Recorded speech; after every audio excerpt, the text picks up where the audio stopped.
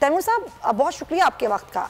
अभी हसन खावर साहब ये कह रहे हैं कि एक इदारा है ना इलेक्शन कमीशन, अगर उस पर तनकीद की तो उस पर बगावत का मुकदमा दर्ज करना, फिर गिरफ्तारी जिस तरह रात के अंधेरे में डालना, फिर कल जिस तरह मुंह पे कपड़ा डाल के फवाद चौधरी को पेश किया गया, क्या ये सब कुछ सही अमल है? क्या इसकी कोई जस्टिफिकेशन हो सकती है?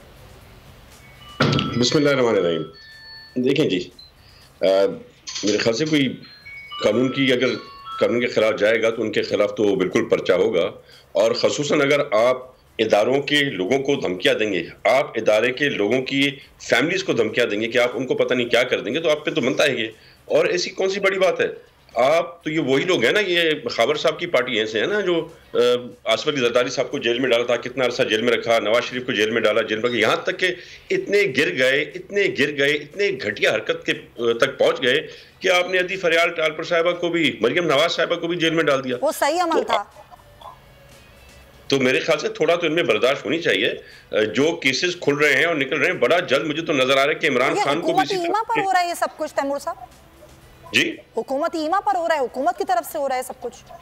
बिल्कुल नहीं, ये तो आपको पता है किसी इदारे की तरफ से ही हुक्म आया था। इदारे ने एक कंप्लेन की थी, कानूनी एफआईआर कटी थी, उस एफआईआर पे एक्शन हुआ है। तो जहां भी जब भी एफआईआर कटी है तो एक्शन हुआ है। तो इतना ये ना डरे, इतना घबराएं। अभी मैं तो बहुत जल्द देख रहा हूँ कि इमरान खान भी इसी तरह हथकड़ी के साथ जेल में आके जज के सामने पेश होगा। आप लोग ये चाहते हैं कि इमरान खान को गिरफ्तार किया जाए?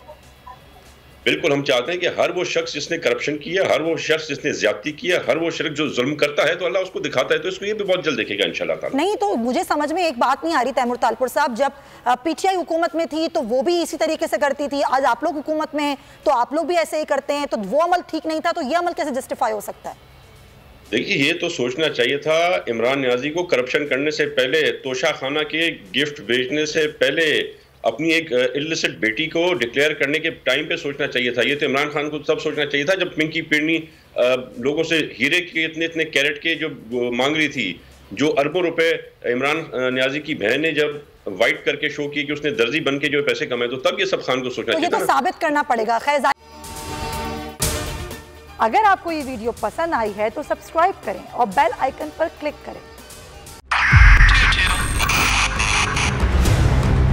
2022 बॉर्डर तोहफे भी देके गया पाकिस्तान की आवाम को। पाकिस्तान की आवाम को एक तोहफा ये दिया कि आवाम को पता चल गया कि पाकिस्तान का मीडिया क्या है। साल 2022 में सबसे ज्यादा देखे जाने वाला चैनल बोल न्यूज रहा नंबर 1। हमने बहुत सारे शोज और ट्रांसमिशंस की, पूरा साल मुसलसल जदोजहद में निकल गया कि ये वोट ऑफ कॉन्फिडेंस के पीछे कौन लोग थे।